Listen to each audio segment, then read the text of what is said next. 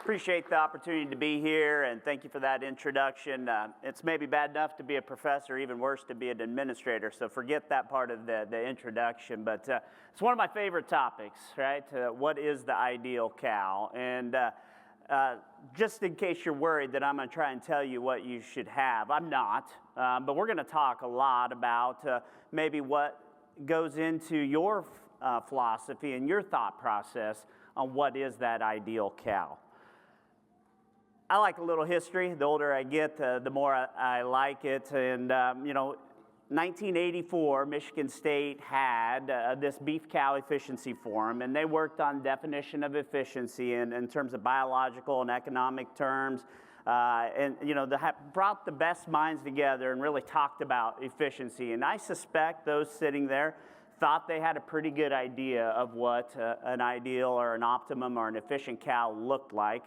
And yet here we are here today still talking about it. And I love this quote from Harlan Ritchie in 1995, and that he said that he'd searched for this optimum elusive beef cow for 20 years and come up empty-handed, but he thought he was getting close, right? And so, like I said, 30 years later, we're still talking about it. And I suspect many of you do have an idea of what that optimum cow is for your system.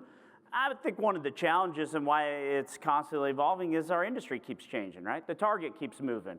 So if we're trying to make a different kind of product, maybe the ideal cow for producing that changes. And for some of you, your resources and your inputs change as well. So that also influences what is an ideal cow in your system. No secret, don't need to spend a lot of time here. We have less cows, right? We have less cows. Also, at the same time, demand for beef is fantastic. And again, we have a reputation of making high-quality beef. And I appreciate two excellent talks before, and obviously Dr. Warner's work is really critical, and yet he kept saying, even though we have to work on red meat yield, we can't lose sight of the fact that we produce high-quality beef, because that's what drives our demand.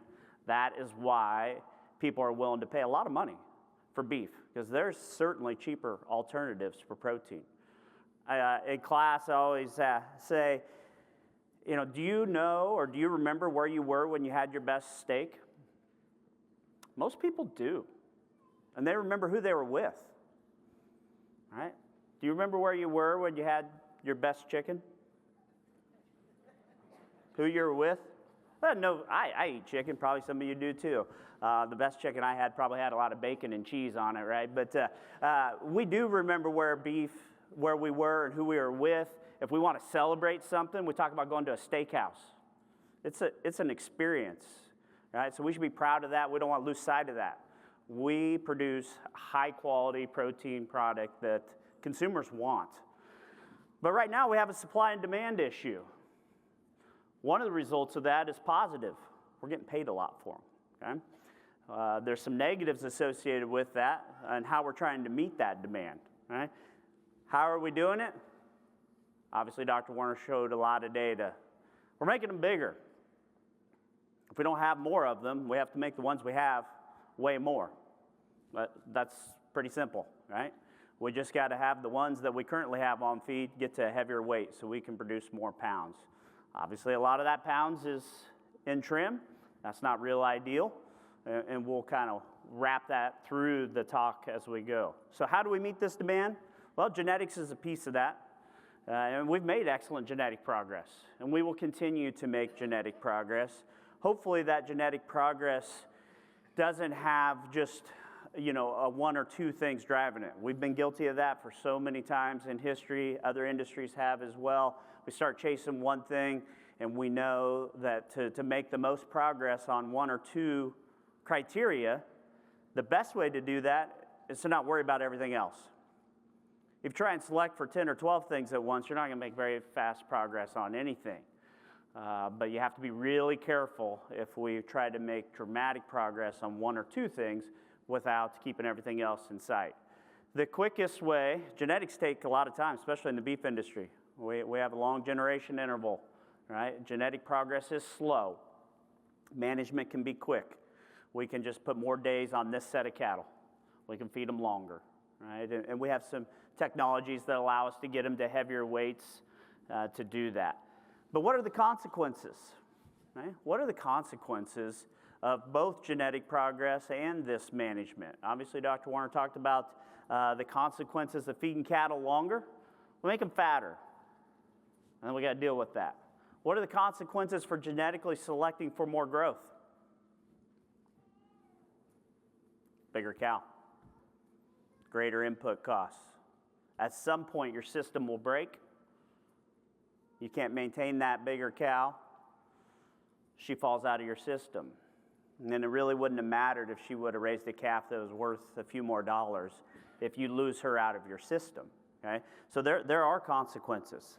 So that kind of leads to the title of the talk and what we're going to work through here. What is that ideal cow, and what does that look like for you?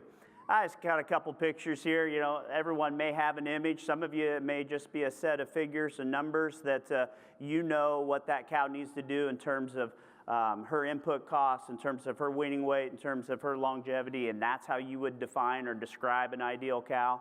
Again, some of you may have a picture, an image, and really at the end of the day, for your system, the ideal cow is the one that probably makes you the most money, right?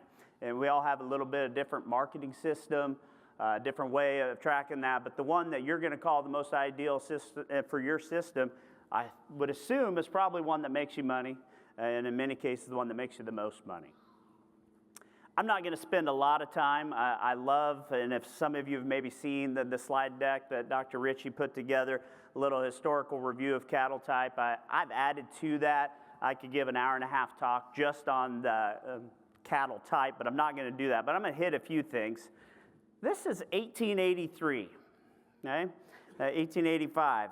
And a couple things about this. One, I believe that this is probably one of the oldest images of an animal, right? And then the other thing is, I don't think that's too bad of an animal if you want to just look at one. And then we did some other things, okay? And we obviously, there was reasons, there were signals to drive change to those really moderate framed, fat cattle. There were market signals. People didn't do it because it was a bad idea. At the time, they thought it was a good idea. There was consequences to chasing that. I think this same picture up at the top there may have been used in Dr. Warner's talk, but there was a type conference, and I think there were lots of type conferences. I believe the artistic depiction in 1969 of the ideal calf, again, not too bad, very different than what was there right before, and they brought cattle people together. They had different frame sizes, different biological types, and they talked about the need for a change, and change started to happen pretty rapidly because of that. We went a little too far. Okay? I grew up showing cattle in the 80s and the 90s, and boy, they were tall. Obviously, I'm not very tall, and the cattle that we were showing were a lot bigger than me. And again, somebody thought that was a good idea. We needed some really big ones to change the really little ones, but once again, we went way too far. There was serious consequences to selecting cattle that looked like that, even though there were some initial market drivers to suggest that was a good idea. Along with it came pretty significant consequences. All right. About that same time, selection in the cattle industry started to be a lot more than just phenotype and visual appraisal. We started to collect data and have records, and we started to make selection based off of those performance records. The early traits that were collected and analyzed, and part of that were the ones that were economically relevant. Makes sense, right? Birth weight, weaning weight, yearling weight. They were easy to measure, scale. They're heritable. There was a lot of variation in population that allowed us to start moving the needle. So that made sense. And again, we could start to work on trying to select some of those traits differentially that were correlated, right? We could start to try and find curve benders. Cattle that were born light, grew rapidly, hopefully then kind of slowed off so they weren't too big at mature weight. I just picked a few to sprinkle through here. EXT was one that obviously made a lot of impact. There's some numbers there. 38,000 birth progeny records in the Angus database last time I looked. That's a lot of cattle to have a birth weight turned in, and we also know EXT was used a lot in commercial. There was a lot of records not turned in. So awful lot of cattle sired by this bull, clearly made a lot of influence. He did a lot of really good things. Probably some would say there's some things that weren't the best about him, but no doubt a big influencer of cattle today. Ultrasound revolutionized things. All right, prior to ultrasound, the number of carcass records we had on contemporary groups was so small, right? Cattle weren't managed together as a contemporary group to where we knew what their sires were and we could get all that data back. They just weren't. As soon as we had ultrasound, we didn't have to kill them. Now we could ultrasound contemporary groups of bulls at a year of age. We could ultrasound contemporary groups of replacement heifers. And you could argue, and people did at the time, well, it's not as good as carcass data. It didn't matter because we had so many more records that the little bit of noise that there was washed out. Because now we have thousands of records of ultrasound, and it really started that rapid acceleration of selecting for quality. And that's what really changed our beef industry, because we were able to select for high quality beef. Again, just picked the bull here, predestined. Again, a lot of birth records, but look at the ultrasound progeny. Almost 24,000 progeny of this bull had ultrasound records. That's a lot of data on a single sire, and obviously one that was influential because of carcass merit. Single trait selection has always been a tendency for us, right? The flavor of the week, what trait do we want to chase after? All along, I think we've always known that's not a great idea, but sometimes it was hard to really balance that out. How do we weight all these different traits? And if you're a seed stock producer and you have, a commercial cattleman coming to buy cattle from you, or if you're the commercial cattleman going to buy a bull, all of a sudden there's all this data, all these traits, and there's some that are up and down. Well, which one's more important? Which one's going to make me more money? And how do I weight this? Well, these selection indexes help with that. All right, selection indexes were developed to give economic relevance and weighting to traits to improve genetic progress. They also became very good marketing tools, right? And really they were probably used more as marketing tools as much as they were for genetic progress. It's hard to separate that discussion for a different day. Every breed did it, right? Or the major breeds, they did it at that time. The swine industry had been doing it for a couple decades prior to that. But it really helped balance those traits. Also, about the same time, genomic testing really took off, right? And that was really good because that allowed us to have more information at a young age.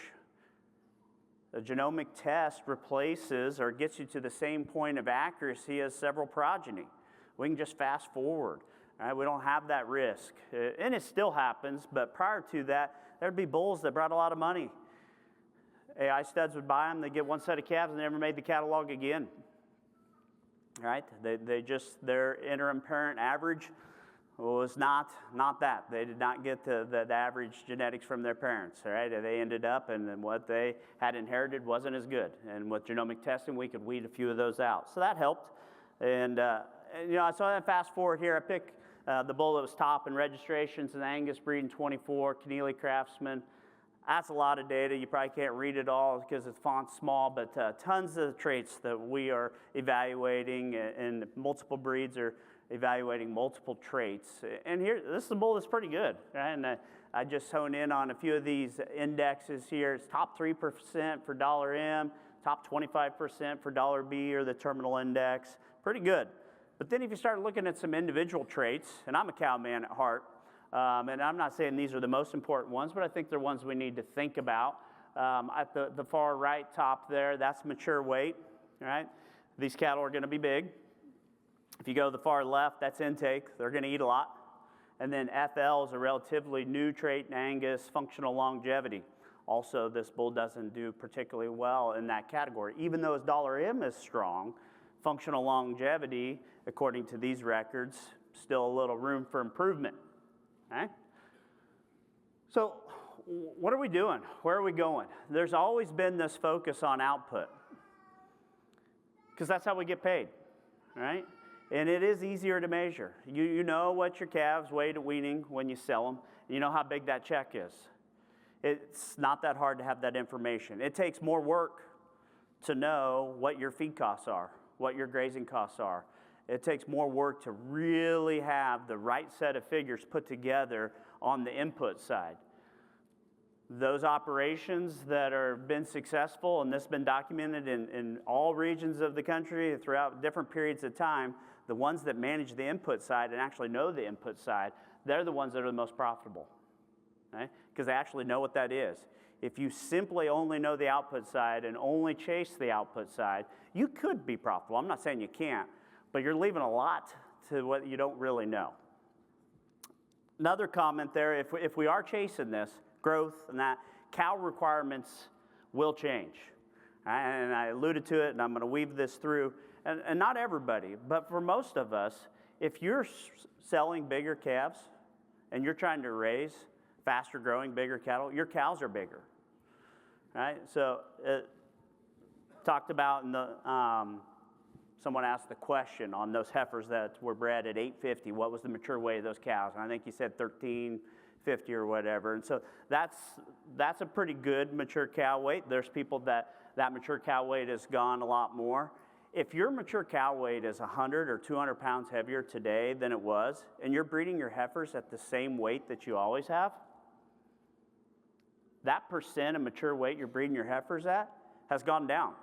I did the quick math, and we said that was about 65% of mature weight that you're breeding those heifers at. And, you know, a lot of data says that that's a good figure to be at. There's been some data in the last 10 years that says we could be at 55% and still have success. I think a lot of that has to do with the age. You know, are you calving? Are you trying to ask your heifers to calve a month ahead of your cows? If so, you're breeding them a little younger than if you're breeding your heifers to calve at the same age as your cows. And I think that weight is more important at a younger age. But the moral of the story there is if your cow weight's gone up, yes, maintenance costs of those cows have gone up, but it also might affect your heifers. If you haven't managed your heifers any differently, don't be surprised that maybe your heifer pregnancy rates have slowly slipped away, and you're like, well, I haven't changed anything. Yeah, you did. They're a different biological type. No, you didn't change your environment, but you changed your animal. So no longer does your environment match your animal as well. And when those get mismatched too much, it's a problem. And the tricky part about repro is it's a yes or no. You cannot be kind of pregnant, okay? They're either pregnant or they're open. And it's a threshold. And once you pass that threshold, now they're open, and now you got a problem. Talked about this. Cattle weights are going up. Luckily, cow weights haven't gone up at the same rate as those fed cattle have. And there's a couple reasons for that. Interestingly enough, birth weight and mature weight have a stronger genetic correlation than birth weight and yearling weight. So when we've selected for a lighter birth weight and a heavier yearling weight, that lighter birth weight has helped pull that mature weight down a little bit of those relationships. So that's actually worked in our favor there. How many of you have experienced this? And this just doesn't make sense. I just told you, cattle are bigger. Cattle are bigger. How many have experienced your weaning weight staying pretty similar? A few of you? Why? Are the EPDs wrong? The EPDs are not wrong, in my opinion. So why don't those calves weigh more? We don't have the environment to support that, right? They have the genetic potential to weigh more at weaning, but we do not have the resources to do that. Well, maybe we should just select cows with more milk. If the calf's got more genetic potential to grow pre-weaning, let's just select cows for more milk. Sound good? I see a lot of heads shaking no, so good, you're a smart crowd. No, that's not a great idea. 2 reasons. Whoops, sorry. I'll talk about this first, and then I'll get to that. Weaning weight and body weight, they don't have a strong relationship. And some people like to calculate percent of cow body weight weaned, and I think that's a fine tool. I don't think it's the end all. But, weaning weights just don't move like cow weights do. So let's go back to this milk. If you select for more milk, will you get more weaning weight? Yeah, but the R squared there's 19%. Dale, he was talking about that. That's a failing grade. That's not a very good grade. I can select for a lot of milk, and I'll move my weaning weight, but I won't move it a lot. And this next slide should absolutely scare you if you're not sure where you sit on milk. The relationship between milk and postpartum interval, again, some great data here, Travis Molnick's put together, is stronger than the relationship between milk and weaning weight. The only reason you should select for more milk is to get more weaning weight, right? Why? We don't sell milk, we sell beef. So a beef cattle producer, there's only one reason you would select for more milk, and it's because your calf would weigh more. And I just showed you that doesn't really work that well. But what might happen if you select for more milk is a longer postpartum interval. Why is that? Because it takes body reserves to do that. Again, you didn't change your environment, you didn't change your resources. She's using more of her grass to go to that milk. Where's that come from? What's she robbing? The reproductive system, those body reserves. She's at more risk now if she takes her longer to rebreed. That's a real problem. That's why this does not make sense for us to select milk to get a bigger calf at weaning. All right, so what about cow efficiency? I don't know if you guys like to do mental math. Most people don't. I don't mind doing a little mental math here, but I want you to remember these two numbers and then one more. All right, so 70% of the feed resources we use in the beef industry are for the cow herd. 70% of that is just to maintain the cow. So take 0.7 times 0.7, you get 0.49. So we'll call that 50%. Half of all the feed we use in the entire beef industry is just to maintain the mama cow, and we haven't produced anything. Probably merits some focus and work on this area if that's half of the feed in our industry. So does feed efficiency equal cow efficiency? Yeah, not necessarily. I wish it was that simple. Efficiency in the feedlot's more simple because it's a little easier to measure things, right? We got feed in, weight out. We do that math, that's feed efficiency. The cow herd's not as simple. One, cows graze. Jeff, are you good at estimating grazing intake? I wish too. When I started my career in academia, I was really excited about cow efficiency, and I thought, I want to work on cow intake grazing and cow longevity. And a good mentor said, those are great topics that are really important to the beef industry, but I recommend you work on something else or you won't get tenured. And that's probably good advice because those are long-term things that we still, and I wouldn't have gotten enough done in 5 or 6 years there to show any value probably. So it continues to be a challenge. Grazing intake is difficult, and is intake in a feedlot or a dry lot, is that related? And I've done some work on this, most of the feed intake records we have in the beef industry are on what? Growing cattle, and what are they eating? Grain, concentrate.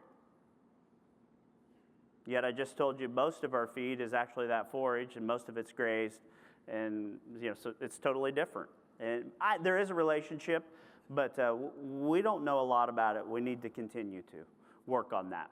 The other challenge is we do sell by the pound, but we sell at different times, and so the math just gets more complicated. Right? Each system's a little different. It becomes more challenging to do that. There's been several ways that they've done, pounds of calf weaned per unit of feed intake on the cow. That's a good start. That gets the input side of your cow and the output side, and that's important.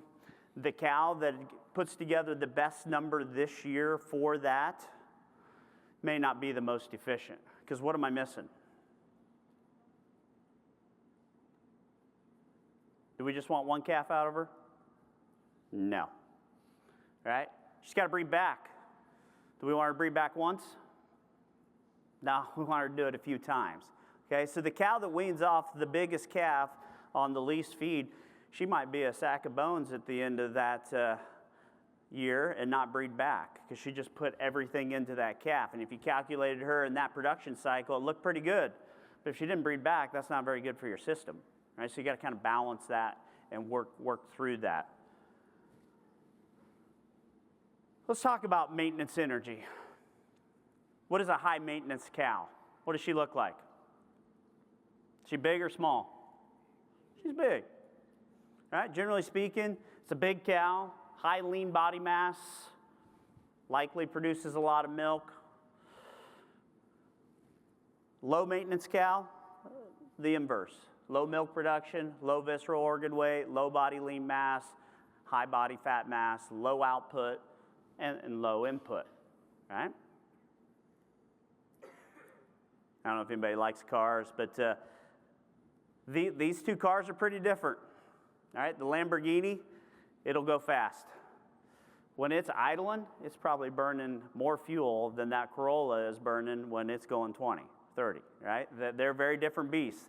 They have a very different output, but they also have a very, very different input or maintenance. And so you got to kind of know which car you're driving, which type of animal you have. Now, if we come back to that, maintenance energy, right? Just a couple examples of some biological types that might look or represent that. And then also, I'll ask you this question. Which one of those biological types is more efficient? Somewhere in the middle, okay? What might influence which one of those is more efficient? The environment. It's that simple, right? It all depends. And so real classic study done by Jenkins and Farrell in 1994 showed that in a restricted feed resource environment, well, that favors the more moderate size, moderate milk. And at the time that this study was done, the low maintenance breeds, Angus and Red Poll, were the most efficient. And those high maintenance breeds at the time, Simmental, Charolais, Lemmy, Gelbvieh, were less efficient. If we go to abundant resources, actually favors those higher output type. If you have a small, low growth potential, low milk producing cow, and you double her feed, does her calf get bigger? Now she just gets fat. All right, that's actually not very efficient. If you got a big cow that's got a lot of potential and you give her more feed, she's going to produce more. She's going to have that big calf and she'll produce more. If you take that big cow and don't feed her enough, what happens? She gets skinny and she doesn't breed and you cull her. That's not very efficient. Right? So again, it depends on your environment. Obviously, we've heard a few times about matching your cows to your environment. Which breeds have the largest mature size now? Yeah, again, we have an educated crowd, so no surprises here.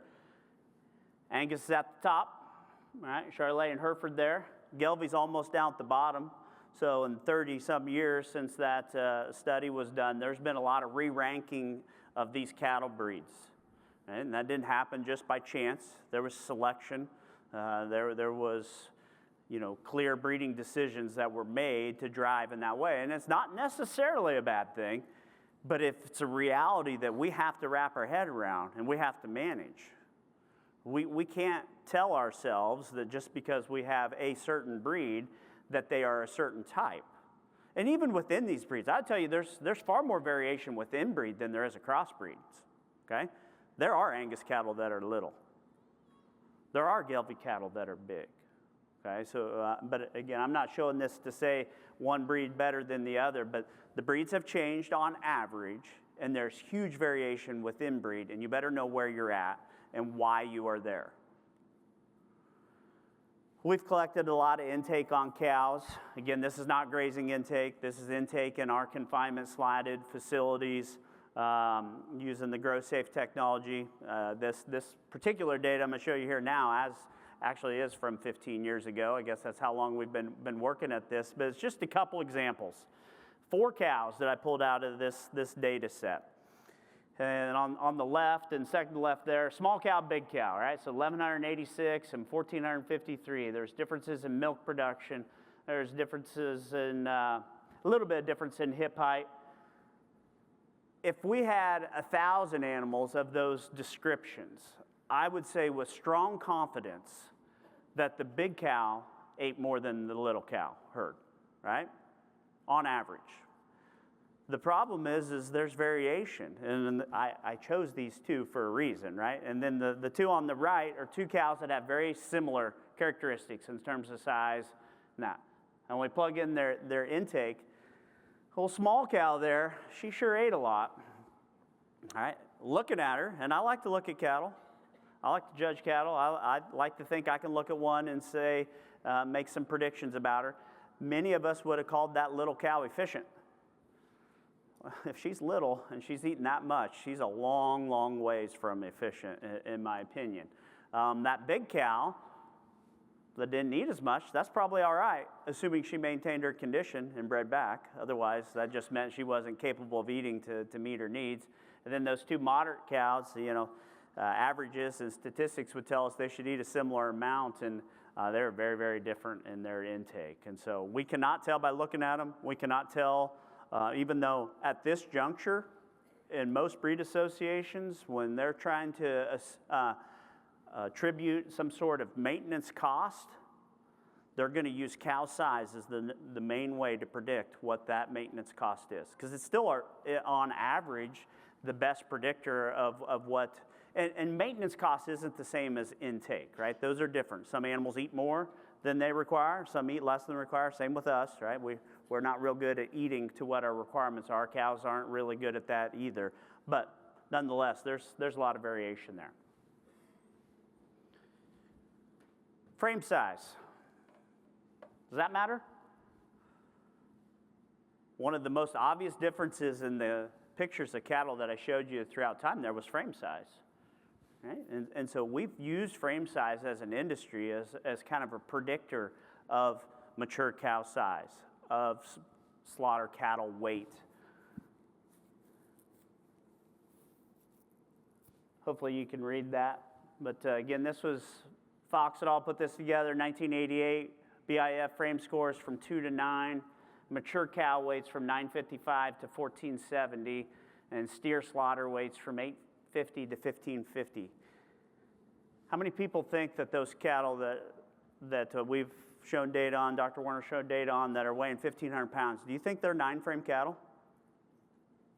No, they're not 9-frame cattle. They're not anywhere close to 9-frame cattle. Now, part of that's because they're really fat, right? But those of you that have 1,500-pound cows, I'm not going to make you admit to it. I have some. I'll admit to it. Are my 1,500-pound cows 9-frame cows? They sure aren't. They're not anywhere close to that.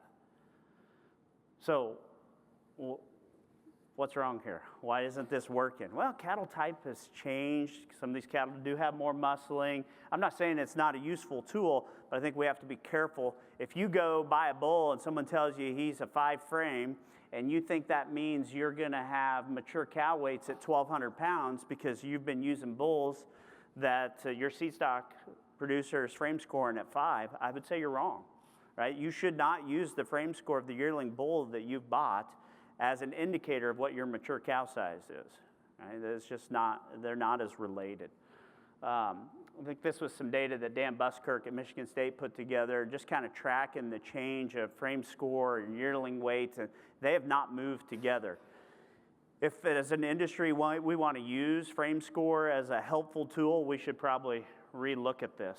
Again, the population that it was developed in, I think it did a great job of predicting mature weights, of predicting slaughter weights. In our current cattle population, I'm not sure that it predicts the absolute value. I think it helps rank cattle still, but in terms of absolute values for mature weights and slaughter weights, probably doesn't do a very good job.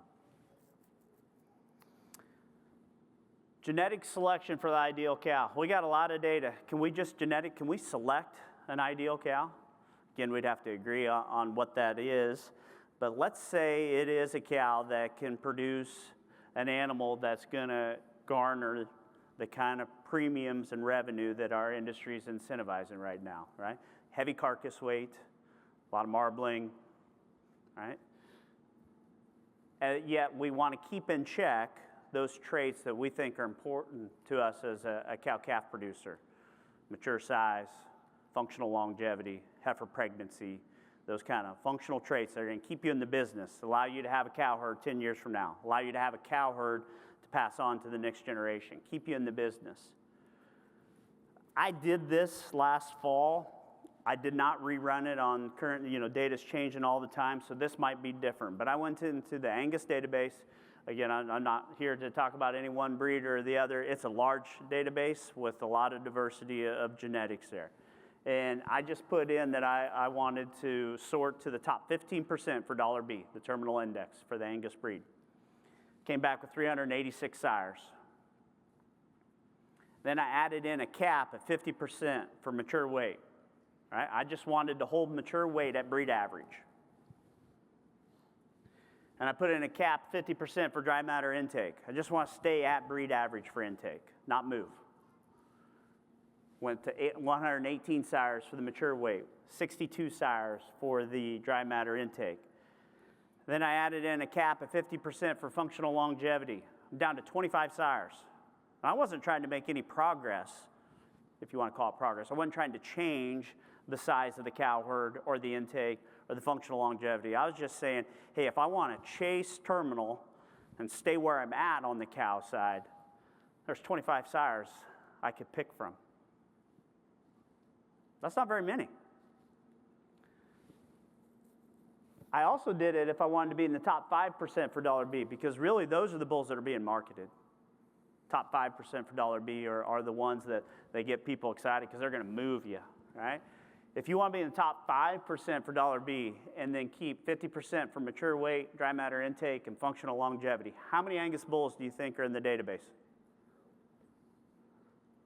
I see a 0, a 4, a 5, a 2, a 2. Anybody want to say 3? It was 3. All right, so you guys, if we average the audience there, you're pretty close. Maybe you've already done the sort. But 3 bulls that popped up last fall that would have been in the top 5% for $B and then 50% for those 3 traits I picked. And I could pick other traits. I'm not saying that's the magic thing that you should select for. This is just an example of, but shouldn't surprise you.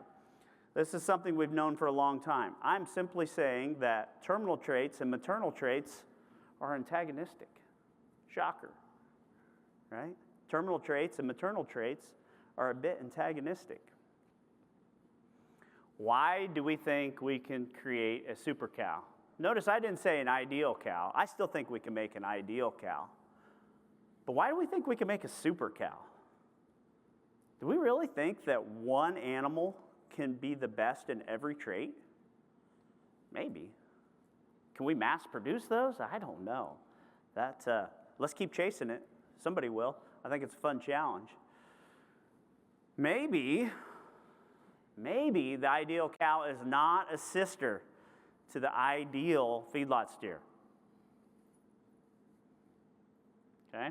I think a lot of times we try to work and assume that we can do that. I don't know if that makes sense. The pig people certainly have not used that approach. Right? Not anywhere close. They do not breed the sisters to the ideal terminal progeny they are producing. They're completely different lines. Maybe we should consider developing a maternal line, and I know many of you have, and a terminal line, breed to a terminal line. Maybe you should crossbreed. Again, not everybody loves that discussion. Pretty well documented that it works. If you don't want to crossbreed, a lot of these breeds are large enough and have enough genetic diversity, you can actually select a maternal line and a terminal divergent lines within breed. You can. If you have a small herd, there's obviously challenges to crossbreeding. I fully believe in crossbreeding. It's not for everyone. But if you're like, no, I'm only using one breed, well, then maybe you should have some genetics that you're really trying to select and propagate as your maternal line and breeding them to a little further reaching terminal sire. Maternal on the crossbreeding, again, I shouldn't have to explain this or try and convince anybody, but maternal heterosis is absolutely real, right? It's well documented. That's where you really get the advantage. If you're struggling with reproduction, if you're struggling with young calf, survivability, rebreed, maternal heterosis will help you a lot. And then you can go to a terminal sire. Advancements in sex semen and multiplier herd, there's a lot coming. It's not as easy in the pig world, and that's why we haven't done it. In the pig world, they have the same environment, right? The barn in Minnesota is the same as the barn in North Carolina. They run it at the same temperature. They have the same pen layout. They feed them the same corn, soybean meal diet. They got to use a little more gas to heat in Minnesota to get to that temp. But they run the environment the same, so they can mass produce these genetics there. We all have a little different genetic or environmental situation. Obviously, I'm from Illinois. Our southern Illinois is a lot like you. That's where our large research station is. But our northern Illinois, even within our state, we're in two different environments. We have different kind of cattle. We have different calving seasons just because of that. So it's not as easy on the cattle side. I've referenced swine a lot, dairy a little bit, but I think that we can learn from them, right? We don't have to make the same mistakes that others have. These industries have focused pretty heavily on their output. Pigs, it was lean growth. Dairy, it was milk production. Both industries went to a breaking point and realized that they would challenge the animal too much and they would fall out, right? And they have totally different strategies for selection now that are more inclusive of health and resilience and maternal traits, and they've designed breeding programs on the swine side around it. I would argue it's happening in the beef cattle now. And again, I'm not trying to be doom and gloom, but I think we have to challenge ourselves. We can't just turn our eye to it and say, it's okay. I think we'll be all right. We don't have those same problems. It does. You know, if we ask these, we're talking about efficiency. If we're going to get more out of the same feed to go to our output trait,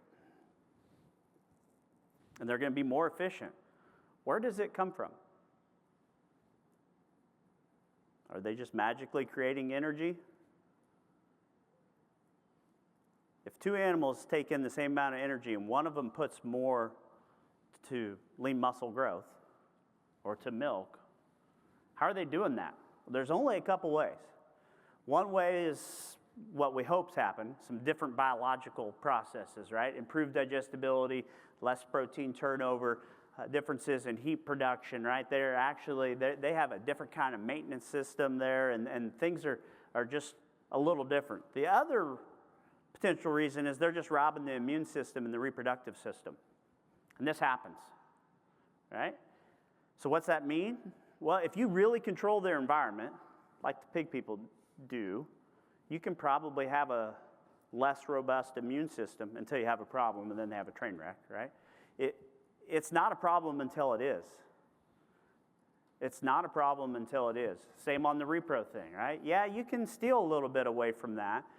And I appreciate Dale talking about, hey, we got to be careful of if we make these cattle too lean, we don't want to rob it from maternal. All right, our cows need to have some fat deposition. We don't want this real lean, muscular, terminal-looking cow. I don't. I'm just not convinced she's going to have the same kind of resilience, same kind of fertility and reproduction to make it, to stay in the system. All right, so challenge you to think about that. I know I need to wrap up here a little bit. Where have we been focusing? I think the industry is aware, the industry is working on it. We hear a lot of people talking about it, intake, fertility, disease. I think there's exciting things coming on how we collect this data. Obviously, Dale talked about some of that too, just so much happening. Your phone can capture so much information right now. Cameras, sensors, I got a slide here in a minute on wearables. Probably many of you are wearing some kind of wearable that's tracking, data on you. Same kind of thing for cattle, right? Ear tags, boluses. The technology's out there. A lot of data we can get. Some of that's to manage cattle in real time. Some of it's to collect phenotypes that we can use as part of a genetic evaluation. And I really think that's a way of the future, right? Some of these phenotypes are going to be collected in real time, and they're going to be part of the genetic selection. I told you when ultrasound came out, not everybody thought that was a great idea. They're like, well, that's not the real trait, right? It's close, and obviously Dale said they're talking about moving the CT scan as the gold standard, right? I would say that there's things that we can do with cameras that might become the gold standard. Right now, we're still comparing it to a scale. Hate to break it to you, but scale weights aren't really a great gold standard. Okay? There's variability in running your cow across the scale, right? So there may be imaging and things that are just as good or accurate that give us information that we can select on that we don't have to run them through that more typical technology. I already mentioned the wearables. Come back to this. You got to match your cows to your environment. You just absolutely have to, or you're going to have a problem. But I would argue we're not. We're not. And maybe it's because we can't. Right? And hey, the challenge is real. If you're going to try and produce this animal that can be 1,500 pounds with a lot of red meat yield and not get a yield grade discount and still have marbling, I've been in your country. I don't know that her mama fits there. So how are we going to do that? That's where I think crossbreeding or different lines is one way. Or if you're not going to match your cows to your environment, you're going to have to match your environment to your cows. It's that simple. What's that mean? It might mean changing your stocking rate. If your grass, used to carry 100 cows, and you've just been following the genetic trends, well, guess what? After 30 years of following just trends, average, that's 13% reduction in stocking rate. You should be running 87 cows instead of 100 if you've just followed the trends. If you haven't adjusted that, well, then you probably need to supplement. Okay? If your cows went from 1,200 to 1,400, that's 13% increase in maintenance costs. If you don't think there's enough grass there to provide it, you're going to have to put out hay. You're going to have to feed some supplement. You're going to have to put out a tub, however you want to deliver it. And if you've gone to 1,600, well, that's almost a 30% increase from the 1,200-pound cow you maybe had 20 years ago. And you're going to have to feed her. Jeff mentioned the confinement work we've done in some systems. Again, this is not a solution for the beef industry, but it is a way some people have done it. Right? If we put them in a confinement, we can feed them. I can chase a runaway cow in terms of size and growth potential because I can just feed her. I don't have to worry about her finding it, grazing the back 40. I can just feed her. Mentioned early weaning in their system. We've done a lot of early weaning. That may be what we have to do to keep the cows that we've been running on the land that we have, because finding more land is probably not a solution, right? I don't know about you guys. That's not an option for us. So you got the land that you have, and if you want to keep running the same cows that you had and you don't want to feed them, you might just need to wean the calves a month earlier. That might be enough to save that cow. That extra month of her lactating or 2 months of her lactating might have been enough to get her too skinny that she falls out the next year. So you could consider this. It works. It's not for everywhere, but it works. Creep feed, it's a solution for the calf gap. It doesn't do as much for the cows. But I tell a lot of people, if creep feeding doesn't work right now, I don't know if it ever will.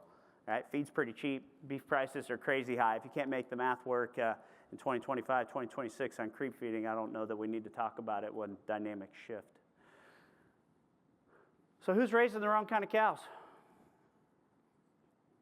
I did get a hand, right? Not many people want to, and you know what? I'll tell you, we have some cows that I'm like, I don't think that's the right kind of cow for my environment, but here we are.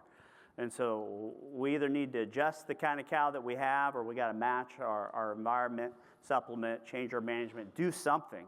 Or we're just going to watch things dwindle. Our heifer preg rates are going to dwindle. Our cow cull rates are going to increase. And if we don't change that, it's going to erode. And we're going to wonder how and it happens slowly. And then it shows up in big things because those outputs that you're seeing, they're not as linear as those increases in requirements are. Know your market. Again, not everybody's selling or raising the same type of cattle. We got seed stock producers. We got commercial people. We got people selling at weaning. We got people retaining ownership. You got to know your market, know what works. Make data-driven decisions. There's lots of data.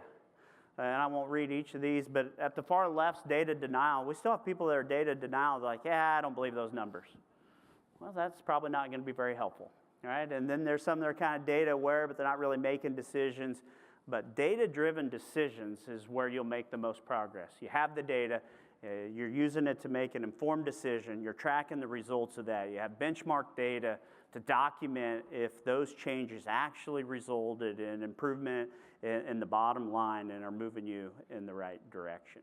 So, again, talk about a lot of things, probably more just to challenge you and to make you think. I know that we are at an interesting crossroads, and no doubt feeding these cattle to heavy weight and that fat doesn't really make sense. It's not as efficient. I agree with all that. We need to work on that. I also, and again, just I hope you hear me here, I am hesitant to say that the solution is that we all need to select and try and run lean, muscular, terminal type cattle. I just don't think that's the solution, right? The cow herd, I'm not sure can afford to change biological type that much, because if things shift, ooh, we're in trouble. What if feed goes high, cattle prices come back down? It takes a lot of feed to maintain that cow. I can make it make sense today because I'm chasing that carrot. I can feed her a little bit more, but will that always make sense? Tools have changed. You got to focus on feed costs. I'm excited about where we're moving on health, fertility. I like to use the word resilience. Last thing I'll leave you with is a little image. I have the Lamborghini and the Corolla. We know which one of those is faster, but then I also challenge you to think about a Lamborghini and a F-350. Which one of those is going to win the race across Kentucky? Probably the F-350. Lamborghini's pretty fast until it hits a rock, right? It may not be very resilient. You might need something a little tougher, something that can handle a little bump in the road. It may not have the same top-end speed, but it's still got some horsepower, but it's got some resilience built in. At the end of the day, you got to match your cows to your environment. And if that's just not working and you don't think you can do that because you want to chase the output, then don't lose sight of matching your environment to your cows. Got a great team. I'm really fortunate at Illinois. We have some awesome resources. That top picture is the campus farm that Jeff was alluding to. We have 120 grow-safe nodes that were put in 20 years ago, and at that time, that was pretty unheard of. We've done feed intake work with every breed. Middle picture is our Dixon Springs operation in southern Illinois. We fall calve 800 cows there. It's much like here. It's 20 minutes from Paducah, Kentucky. And then we do have in western Illinois kind of more traditional Midwestern spring calving herd with these dry lots, and that's where we've done a lot of our extended dry lot or confinement work. So with that, I probably went more than I was supposed to. I'll take some questions.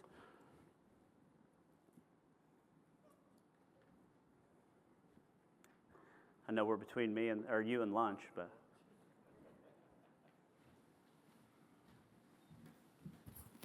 Dan, we really appreciate the way you have challenged us to think. I think that's so important. Let's give Dan a big round of applause here now. And